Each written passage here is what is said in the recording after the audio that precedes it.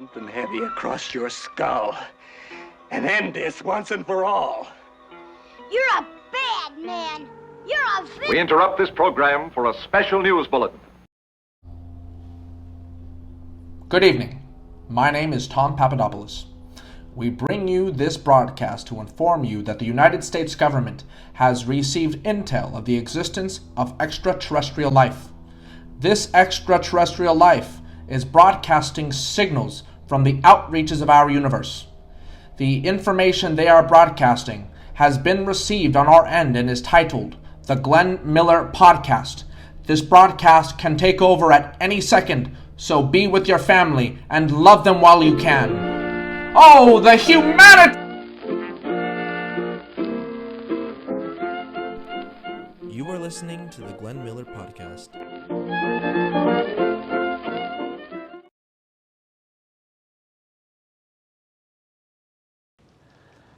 How's it going, you guys? Welcome to another episode of the Glenn Miller Podcast.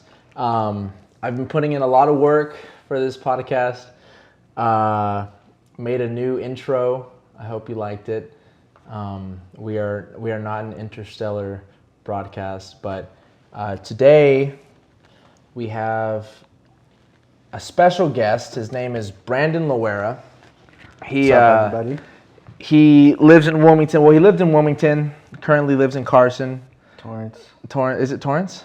Yeah, it's Torrance. It's like one of those like border. On the border. Yeah, but you don't need to tell people where I live. It's cool. Sorry. Well, we had a tremendous party the last time we had a podcast, and when we recorded that the episode 2 of the Glenn Miller Podcast, I was not expecting to upload it at all.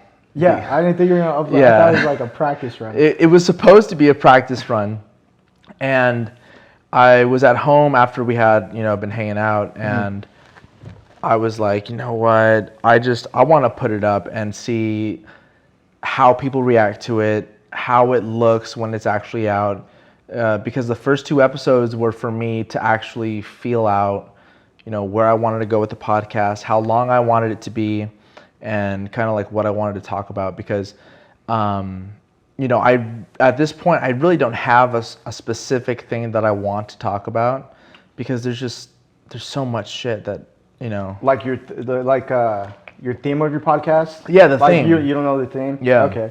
I think what you have right now is honestly like really cool. You literally could talk about anything and everything. Well, that's the thing too, because like everyone asks me like, well, what do you want to talk about? And for me, it's like I don't have a specific thing that I want. It's everything. I'll talk about whatever it is, and that's kind of like what you were saying too. Is that you could talk for hours about really just any topic. Right. Which is like one of the reasons why I wanted to have you on, because the last time when we had the podcast, after the podcast, we were pretty drunk. Yeah. And you were like, we kept talking back and forth, and these topics would come up where you'd be like, dude, this needs to be in your podcast.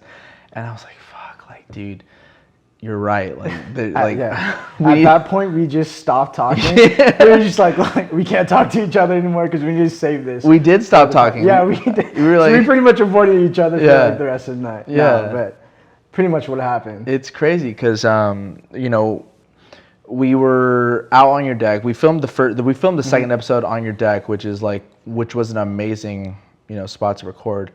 One of the things about that though was that, because there's, 3 walls, it makes it kind of, the audio was a little bit echoey, but the filming aspect of it, like the corner that we had was, it was perfect. Yeah. And we had the Michael Scott picture in the background. Prison Mike. Whose is that? It was that's ours. My buddy gave it to us for a housewarming gift. I had it up in the bathroom because like in my bathroom there's not really anything to look at, just a giant mirror. So when you sit down on the toilet, actually you look up and it's just a picture of Prison Mike. But I don't know, I just didn't set it up right. It fell, broke the frame, so now it's just sitting there. I was actually gonna text you before you came and be like, yo, bring the... You should have. I would have brought it. I totally forgot. I was trying to set this up, and for you guys at home, we are at my friend Hunter Edwards' home.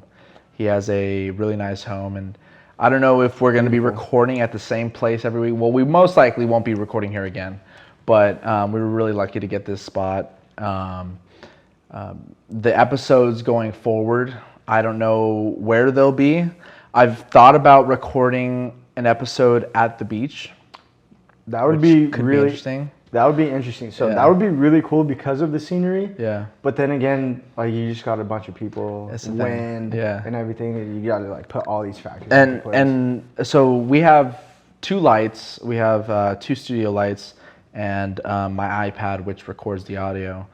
And it's, so we're taking up 3 power sources for the thing. And at the beach, I don't know if I'd be able to find. I'd have to get like. You're just gonna haul a giant generator, pour gas in it, just super loud. It could be worth it, dude. It could be worth it. But the last episode, I was talking about. Okay, so I did want to clear something up because on the last episode, I had said that I hadn't had a dental cleaning, which isn't true. I've had a dental cleaning, but the problem is I have.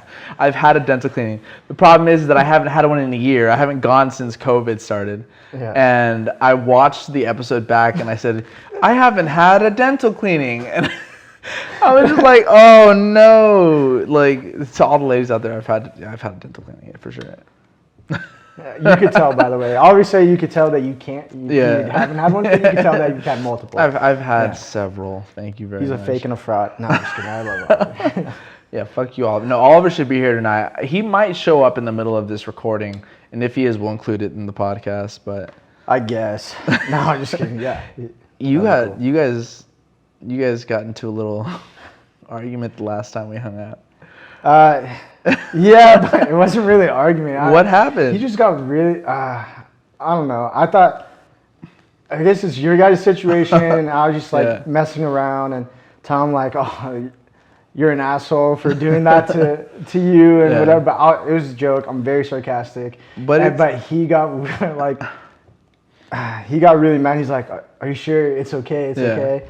But yeah, I don't think it was a real argument. I apologize to him because I don't know. I just didn't want to make him feel that way. I think it can be awkward, like those situations where like you do something and it just rubs someone the wrong way like. But I think that's like. I think it's awesome when those things happen because it's like, it just shows how sensitive like our group can be, and I really appreciate that because like with Oliver, like he'll tell you if something isn't like, if he's not down with something or if something's bothering him, and you're like very much the same way too. Yeah. Was I out of line? I don't know. I don't think you're out of line. No, because if you were out of line, then. Half the jokes that I make like aren't possible at all. Okay, all right. So like to be able to call you out of line, just like it wouldn't fit. But Oliver, he's sensitive. He's a sensitive guy, and you are a sensitive guy, and as am I. I'm a tough guy. When you're talking about sensitive. He's not a sensitive guy. Do you want to come on camera? No, I'm kidding. No, it's okay. No, we're good. We're at a party right now, so.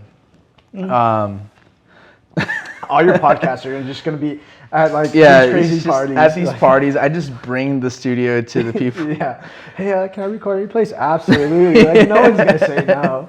Yeah, that's the thing. No one will say no. Yeah. I brought it up to my sister. I was like, hey, like, can I record at Hunter's house? And she was like, I don't know. You got to ask Hunter, which makes sense. But it's so weird to have like an actual setup for a podcast. I like this setup. And dude, it feels, you guys can't see it, but it feels so professional, Super professional, especially like the background and everything. Yeah. I know, I'm really excited to keep it going, and I have a bunch of ideas for where it's gonna go. But one thing I wanted to, continue off of was on the last podcast we had talked about my trip to Yosemite. And we were kind of interrupted by the party going on. Yeah, everyone cheering on. Because what's his name? Lewis knocked out his opponent. So It was a big thing. He was the underdog, and he knocked the guy out. I saw that. It was the two huge. What was I don't know what the class was, but they were huge dudes. They weren't like heavyweight. Heavyweight. Okay. Yeah. Yeah, that Sure. was crazy. Don't quote me on it, but I'm like pretty positive. So yeah, no, we recorded in your new apartment, and we were talking about Yosemite. Talking about Yosemite. Yeah. So you're going to Yosemite, dude. You told me you're going by yourself, right? Or is that the plan? Yes. Like, what's going on? So that's the plan. It's crazy because, you know, everyone that I told that I want to go to Yosemite and explore by myself, they're just like, well, why go by yourself? Like, why not go with somebody that you know? Which is like, you know, going with someone into the wilderness is what I've done my entire life. You know, it's just, you know, you go with a group and you get a spot and you get drunk, and it's, you know, one of those things. Yeah. And that's fun, but I am more interested in I'm more interested. We just killed a dog. Yeah, a dog just got stepped on right now, so We're gonna cook it later. It's alright. But I'm interested in like the solo aspect of testing myself in the wilderness and being able to like bring what I need and do. The entirety of the trip is gonna last.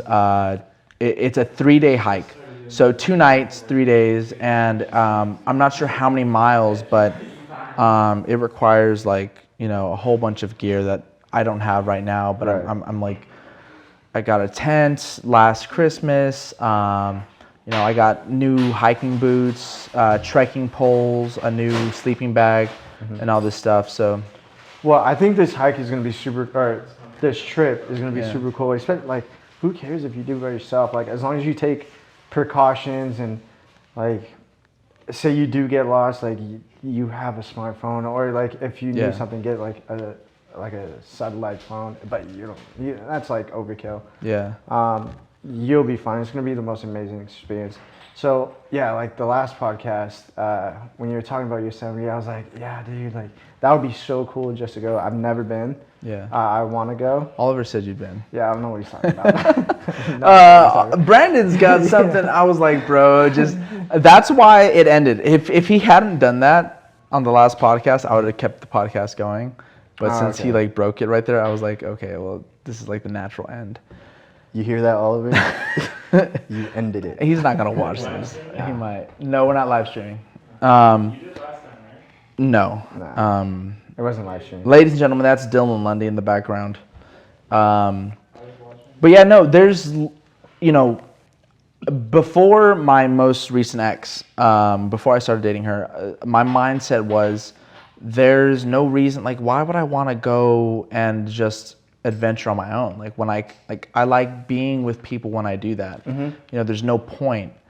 And, you know, when we broke up, I was like, oh, you know, this is why you go do that, because you're by yourself and it's the most pure sense of yourself that you could have, you know? Yeah, I feel that 100%. Like, even if you go to a different country or something and you go by yourself, like,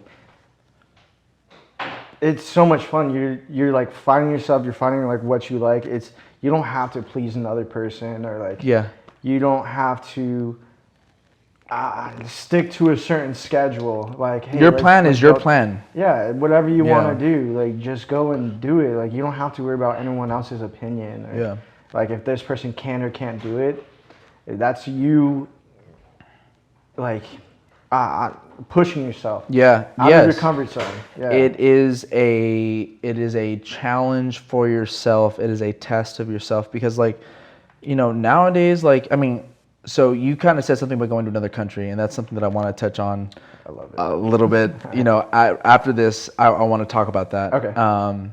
But like, it's a challenge for yourself, and not a lot of people test themselves. You know, not to the limit, but at all. You know, they don't find the boundaries of what they can do, and camping in Yosemite probably isn't testing your boundaries, but it is a testament of what you're willing to do. You know, it is something that is adventurous and can be very cleansing for the soul if you're like very kind of just fog-minded or whatever it is.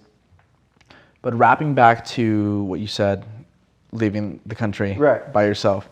I've been out of country. I've been to Paris. I've been to Spain. Nice. I've been to Switzerland, but it was never by myself. You left the United States to join the military on your own. How do you, what goes into like the thought process of like doing that? Because that's like a huge deal. So I knew growing up, like I wanted to travel the world. Like I love exploring. I love the outdoors. So going to the military, I mean, that's just something I've always wanted to do since I was a little kid, especially the Marines. I don't know why. It's just like, so you joined the Marines? Yeah, I joined the Marines. Okay. I just recently got out January 2020. So literally right when COVID hit, I was like, I'm out of the military, and then it just all went to shambles. Yeah, you're like, I was like, okay, cool. Guess I'm going back. Well, I didn't mean to leave. It was a joke. I left, and I knew I wanted to go to Japan because that was like an option to Japan, Hawaii. I just knew I wanted to go overseas. I wanted to travel. Yeah. So I got lucky. I chose so once you graduate your schooling, what your actual job is, you get to put like where you want to go, but you usually don't get it. Like it's the Marine Corps or the military chooses it for you. You could be like, hey, I want to go. So like here. choosing which location you want to train in? Or where like your main base where you want, train in, I guess. Okay. So where you're gonna live for the next couple of years. Okay. So it's East Coast, West Coast, overseas. So those are your three options. Yeah. It could be any base in those three options. I chose overseas because I was just like, get me out of here. Like I want to see some cool stuff. Yeah. And I got overseas, went to Okinawa, Japan, little tropical island. It was Japan. Beautiful, but I didn't explore a lot. I was more into like that partying, like let's go drink. Like well, this was your college years too. Like this was like the last 2 years of your like college, like 19, 20, 21, or 2021. No, I was actually 22 when I joined the military. Because I went to Arizona State for 2 years. Go Sun Devils. To all my ASU alumni, we are both alumni of ASU.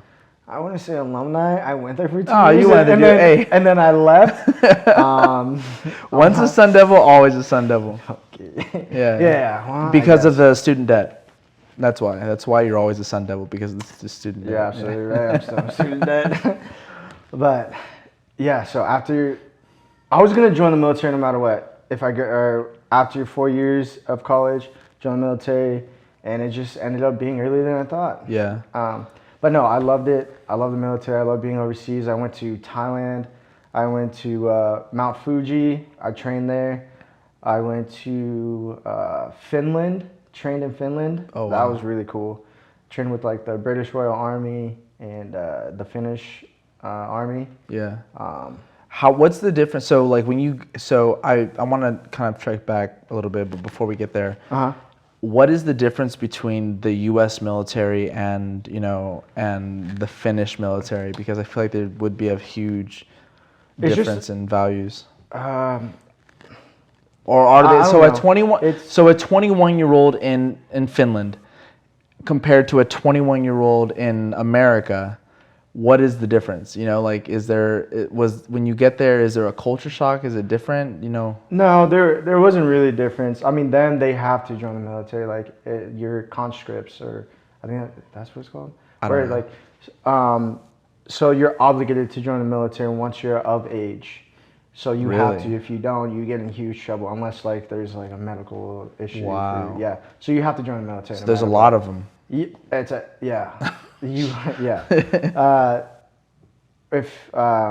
What's it called?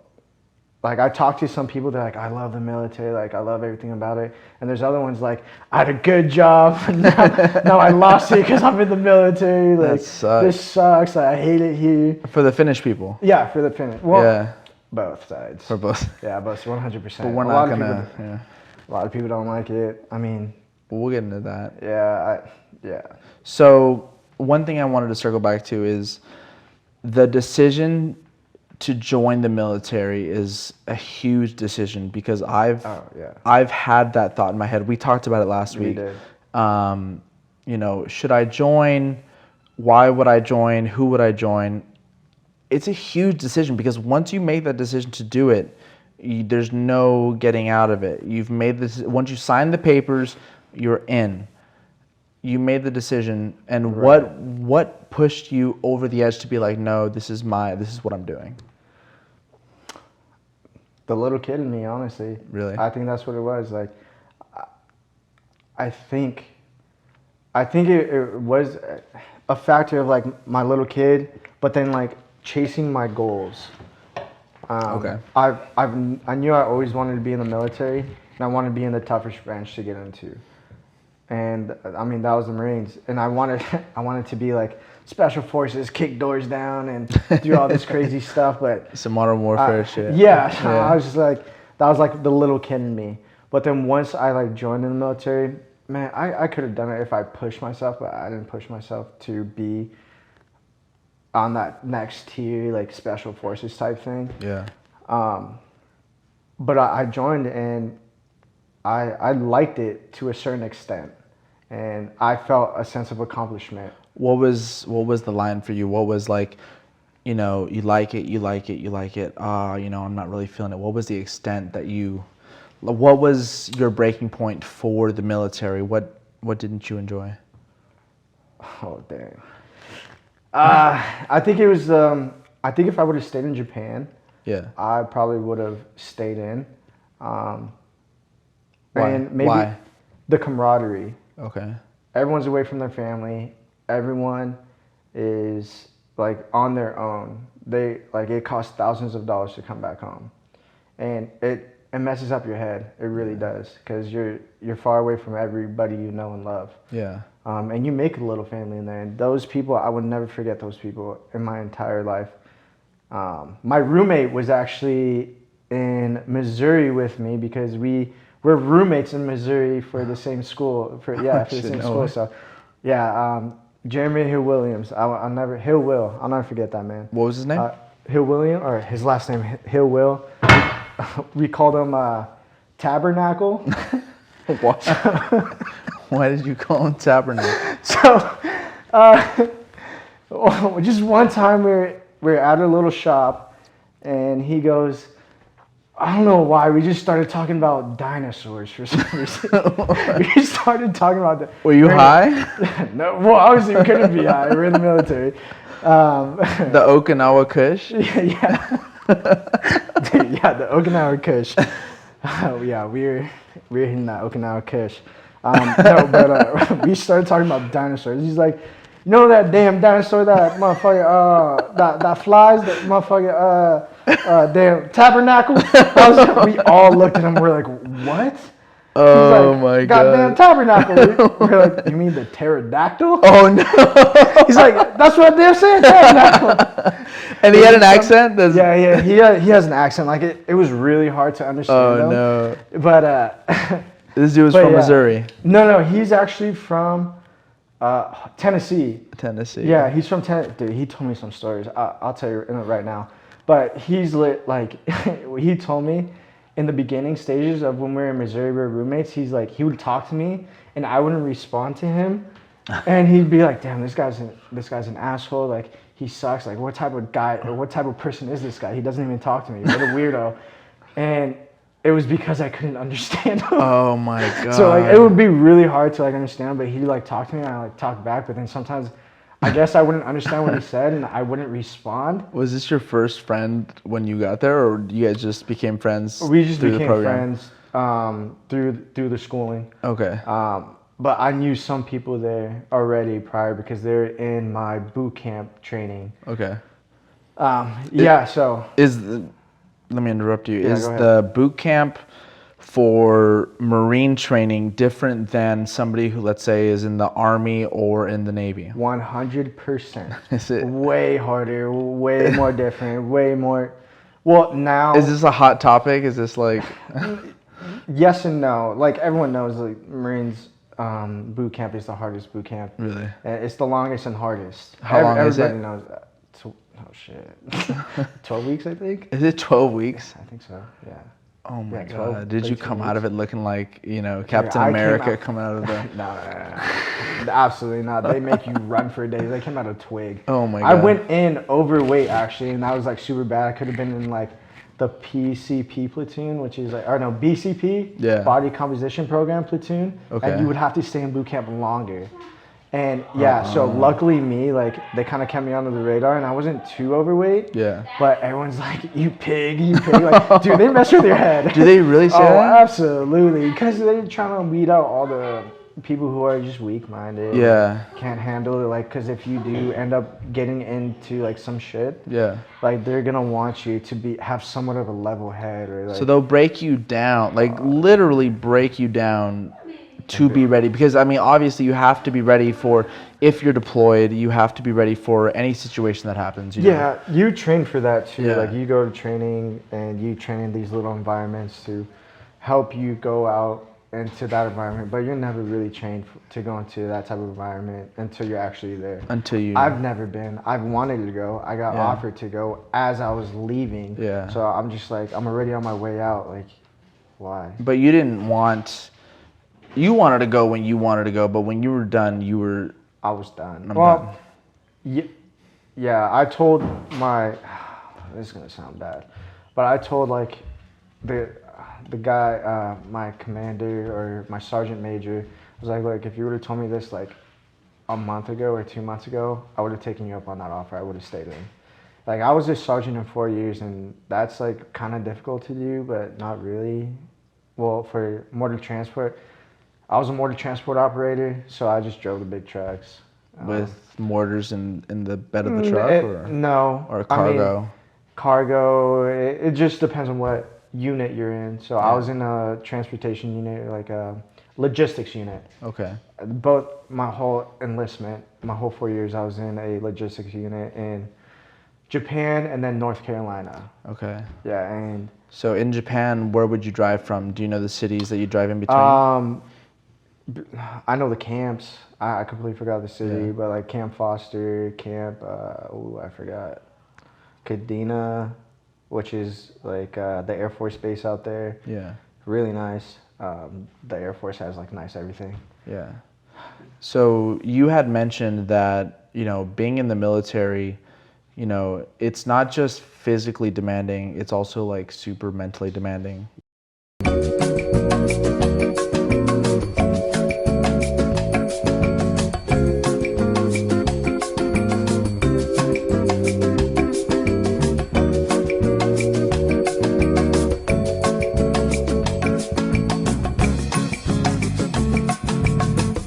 So I just fucked this entire operation up. I'm done. First of all, when we were recording from the last time you saw us, the battery was about to die, and number two, the camera records 30-minute segments at a time. So I had to drive with Brandon to my house and pick up the battery for the Nikon. Before I was drinking, I Yeah, drove. he was not drinking and driving.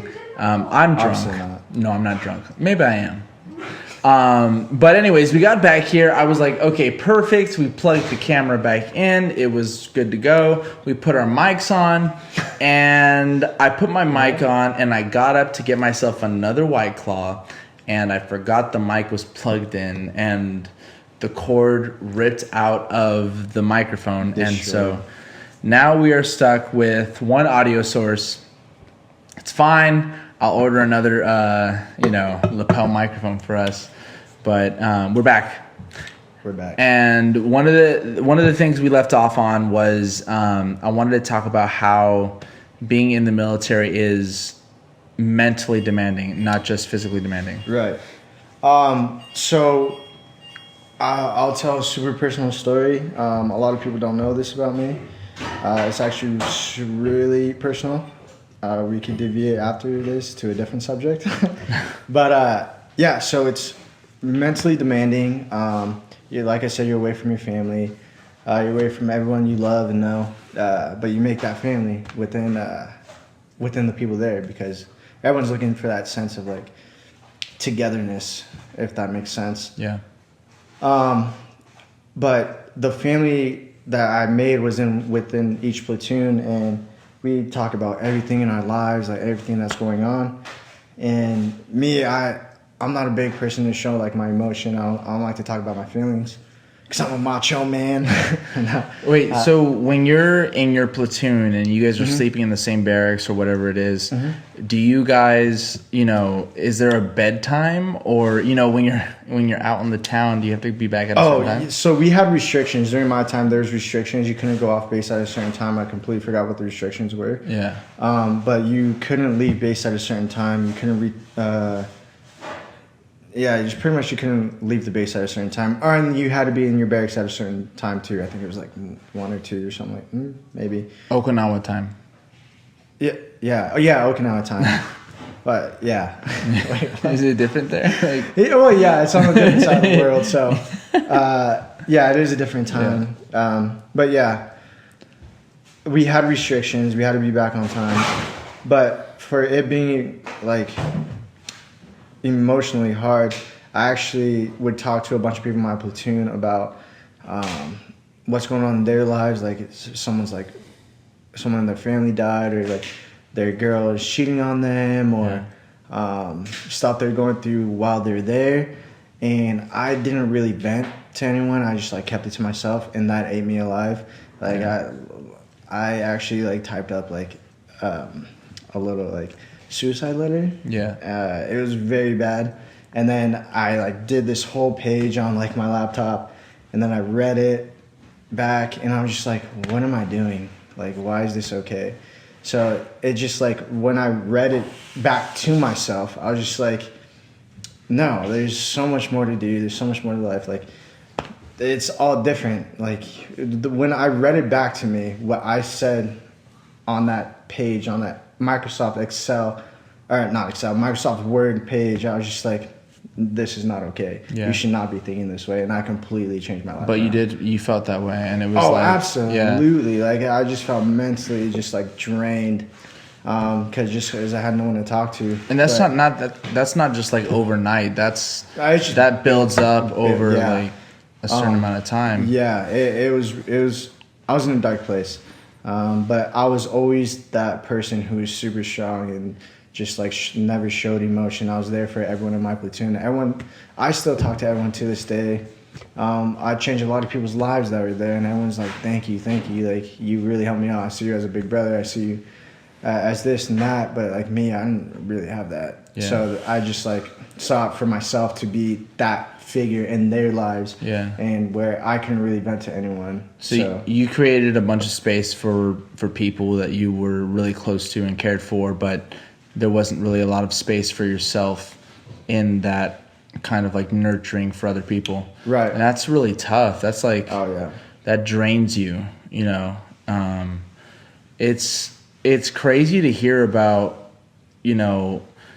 your mind state when you're with a bunch of people who are like, like you said, like supposed to be like super macho and like, super like, in it, but they're sharing their like super secret, deepest feelings with you while they're there, because they have no one else to talk about it with at all. Yeah. It's like, you have a chaplain or you have like counselors there, but they're not the same. It's not the same as talking to someone you consider family, someone you consider like trustworthy, you know what I mean? And like, I'm not saying I didn't trust any of those people. I trusted every single one of them, but I just felt like they need to hear about my problems. I should be there for them. Yeah.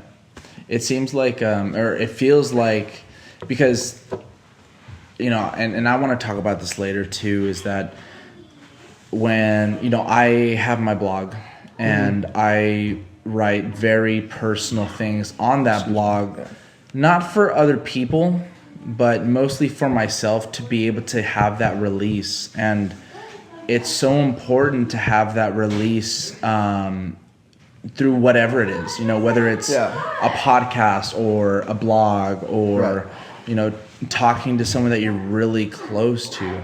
And when you're on the other side of the world, I feel like that can, be really tough. And nobody really knows how that feels unless they actually get off on their own and do it themselves. And was that the first time that you had dealt with, kind of that loneliness and that depression, or was that, something that you had dealt with before?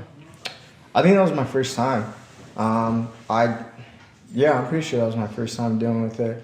I didn't think I would ever get to that point. I don't think anybody does. Yeah. And when I got to that point, it was very eye-opening. Yeah. Because there was like a bunch of suicide attempts there, from other people and everything, and a lot of people had PTSD there too.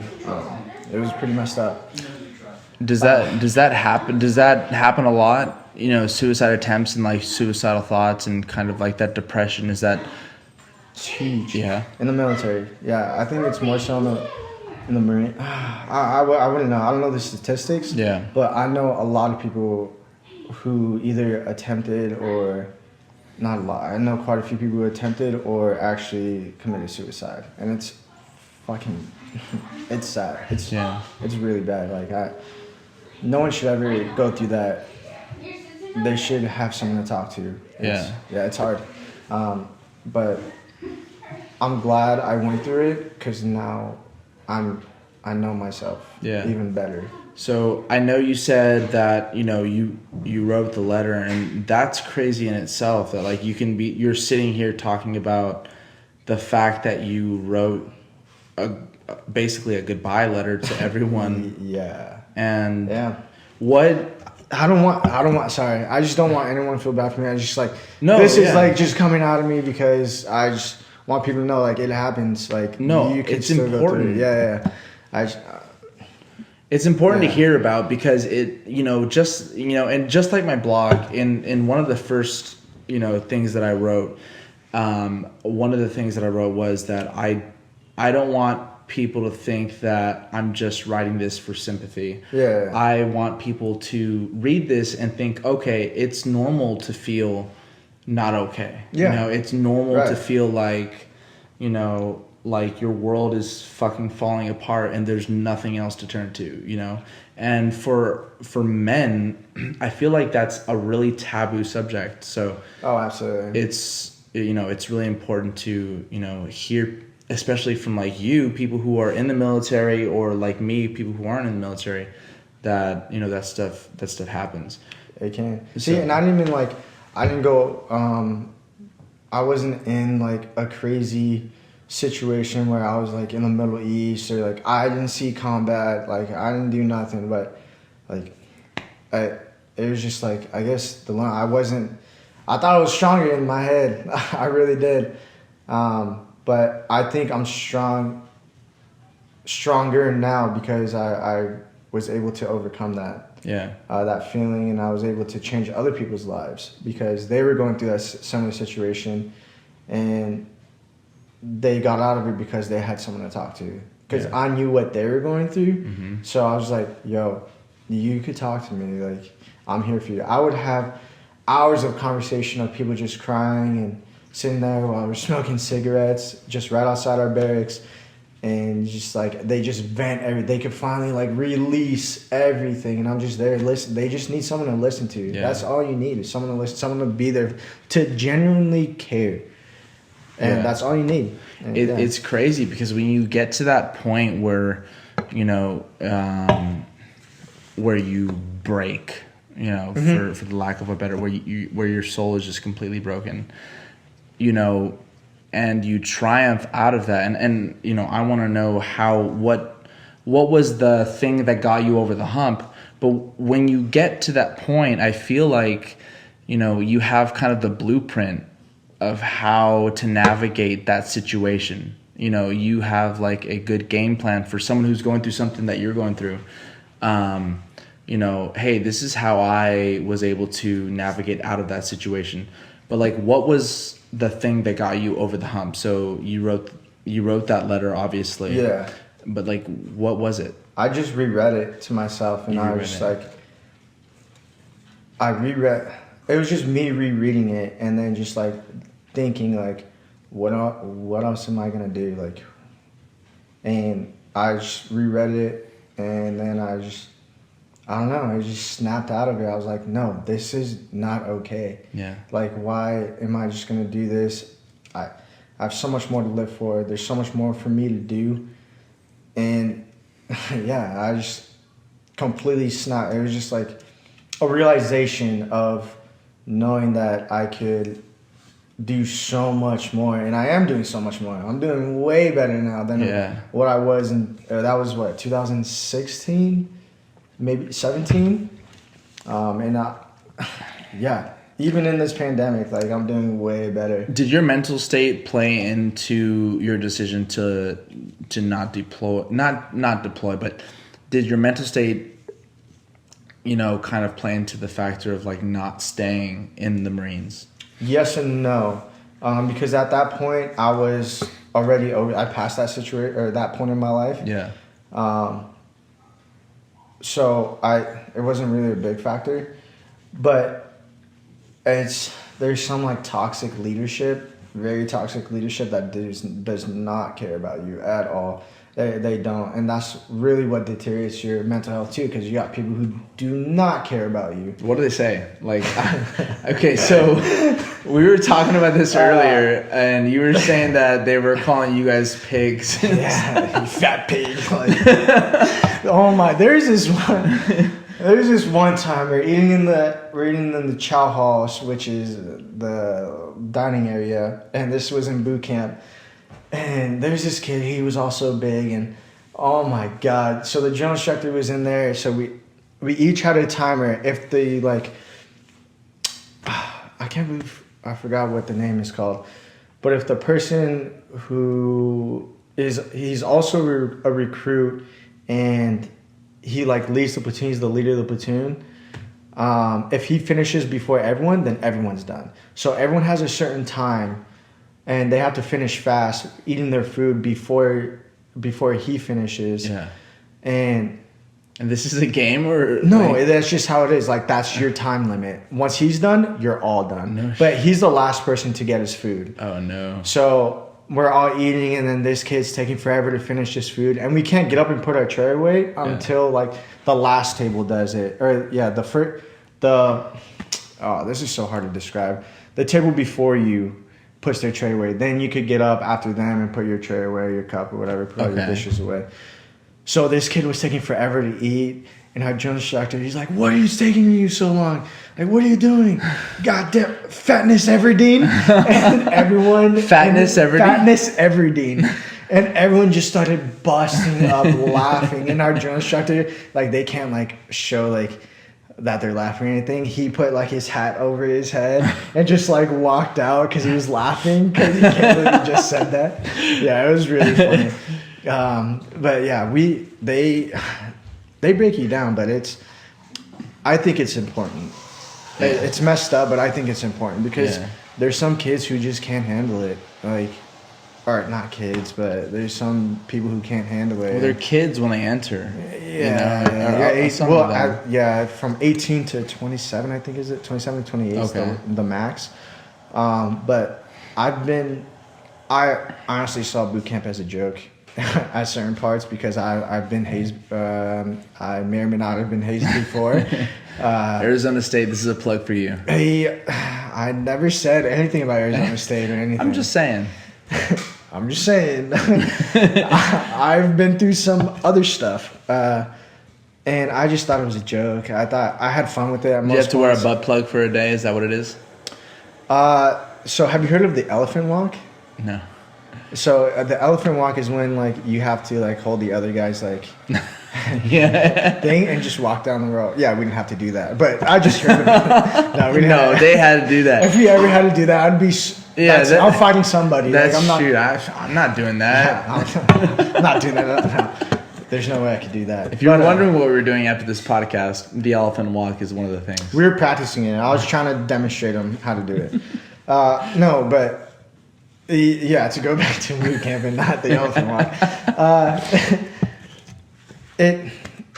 like you have to be strong-minded to be in it. That's the way I see it. Yeah. And they're gonna call you names or whatever. Just who cares? Yeah. Like go with the flow.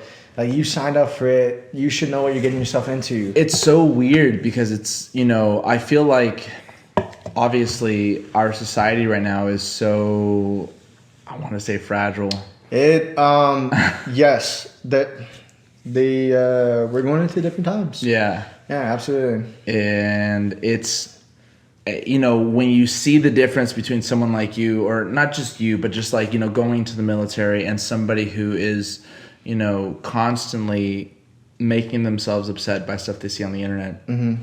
It's such a vastly different, you know, train of thought, and one has to think, you know, whether or not that's actually good for you to some extent.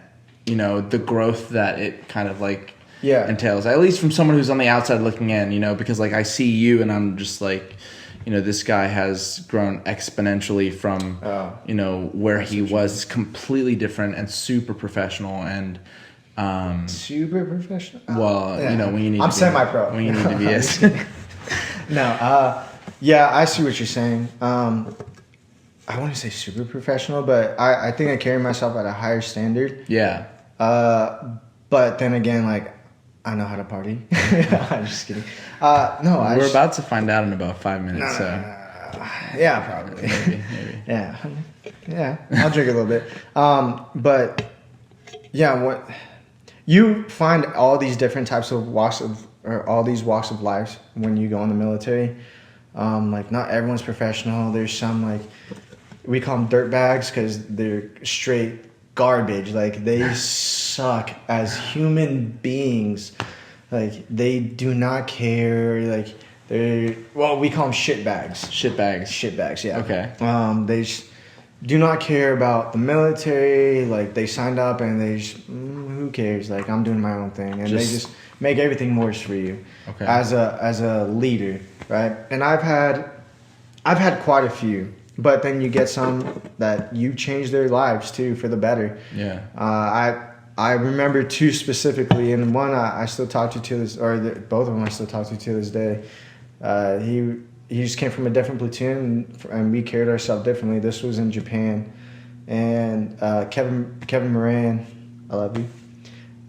He was a little piece of shit, and then like I talked to him, and we had multiple deep conversations, and then he's like, "Thank you, you changed me for the better. I see you as a big brother," stuff like this. Like that's what I'm talking about, like the big brother thing, and and another one from North Carolina.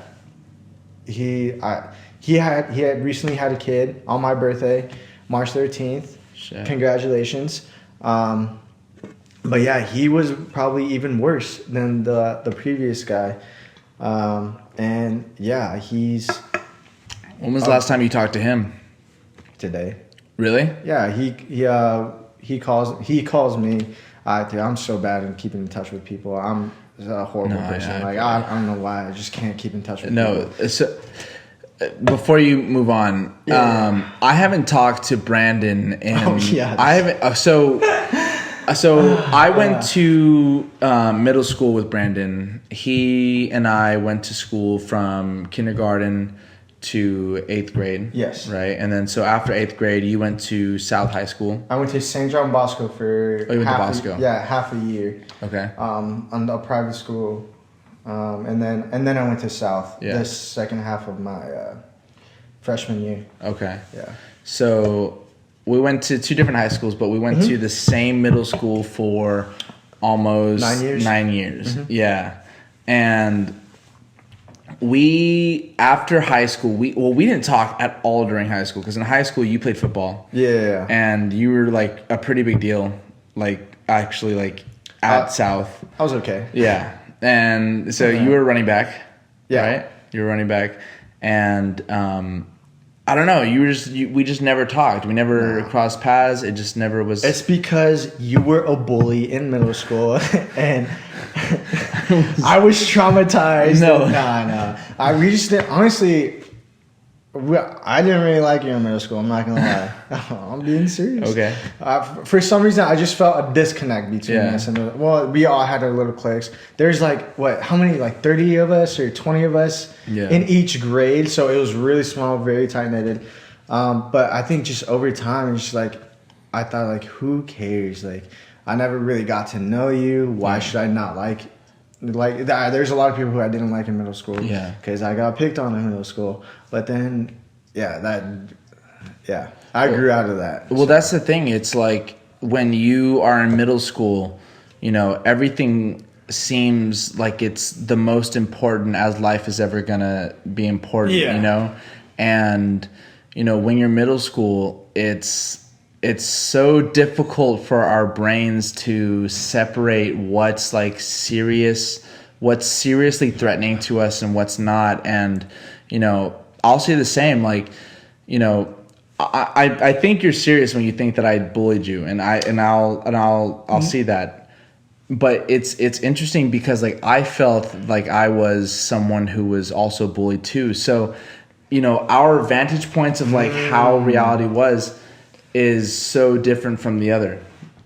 But I feel it's so nice because like as a 27-year-old, God, I'm old. Yeah, like we're fucking old now. Like it's crazy. As a 27-year-old, you know, it's so nice to be able to see, you know, people with a new light. Like, oh, absolutely. And not just that, just being able to enjoy their presence as who they are now. Because, you know, we didn't talk for I mean, we saw each other in and out for maybe like 3 times over the past like 10 years. Yeah. Probably like at like the Lomita Fair or something like that. Yeah. And it's so different from the interactions that we have with each other and like that we have with our friends. Right. It's so different than we used to interact, and it's really nice to just be able to enjoy that difference, you know, because I feel like there's something to be enjoyed in growth, you know, exactly. just as people. And it's pretty cool. Yeah, so I think like how we really reconnected was because I just got out of military in January, and I was just like, you know what, I disconnected with a bunch of people out here in California, and I was like, I need to rekindle some flames. And you were on Instagram Live, and I was like, let me check this out. And it was probably like midnight or something like that. And it was late. Yeah, it was pretty late. I was on Instagram Live, and I'm like, oh, Glenn. Acting a fool. Like, I was like, oh, Danielle, Michael, like, what?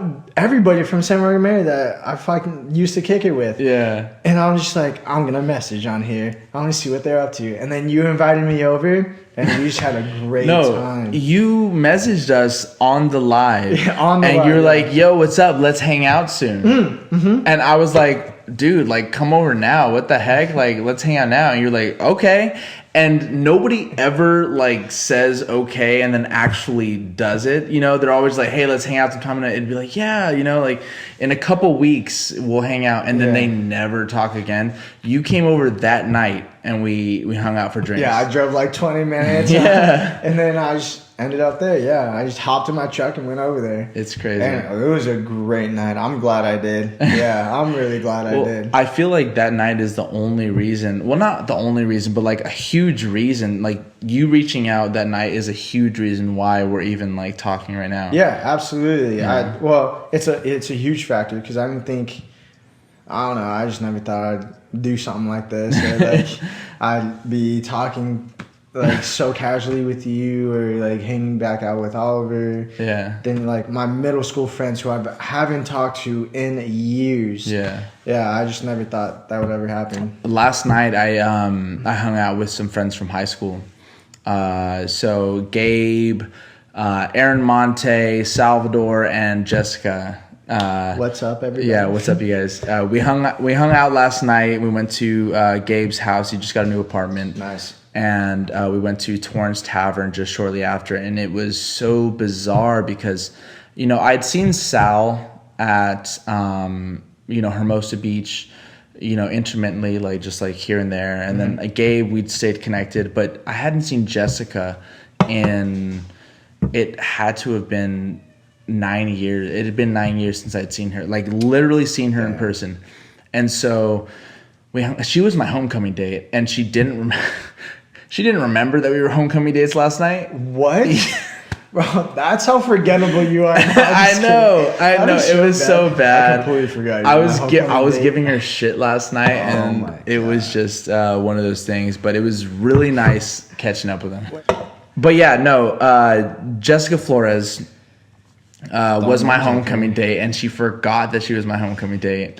I don't understand how you could forget who your homecoming dates are, or you're like, that's a huge thing in your life, like homecoming, prom, everything. How are you gonna forget your dates? That's so significant in your life.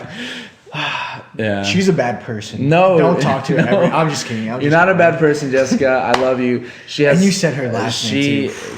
Everyone's gonna hate her. Well, she's pretty like prominent on social media. She has a huge following. I didn't mean what I said. You're a great person. No, she was telling us last night she auditioned for, and I don't know if she wants me to be saying this, so I don't know, but she auditioned to be Selena in the Selena movie show. On Netflix, yeah. Really? Yeah, so Selena and the Selenas, bro. Jessica's a super pretty girl, she would have made a really good Selena. She loves singing her songs, but Como la flor. Yeah, como la flor. If she's Selena, like if she ended up Selena, I probably would have had a crush on her because I love Selena. Bro, I love Mexican. Or I love Hispanic women. You would like Jessica because she's Well, I didn't mean what I said, Jessica. I'm sorry. Yeah, take it back. But thank you guys for tuning in to the Glenn Miller podcast. It was amazing to have you on. Appreciate it. I'm gonna be. I don't know how often I'm gonna be having episodes. I say monthly on my channel. But I'm not sure yet how often I'm going to have episodes. I'm going to shoot for every 2 to 3 weeks to have one. And sometimes there will be a guest, sometimes there won't be a guest. I will, though, 100% be having Brandon Loera on again. Hell yeah. We've been talking about, there's just so much to talk about between us. And it's not just this, we didn't talk about, I really want to talk about Warzone. Dude, I'm obsessed with it. I need to stop playing it. Yeah. I want to talk about that. I want to talk about what, where we want to be, adventuring to, because adventure is a huge part of my life. And I really want to talk to you about that. But we will be touching more on this stuff soon. And I will be producing more videos a little bit more down the road. So from us to you, thank you for watching. Thank you. Yo!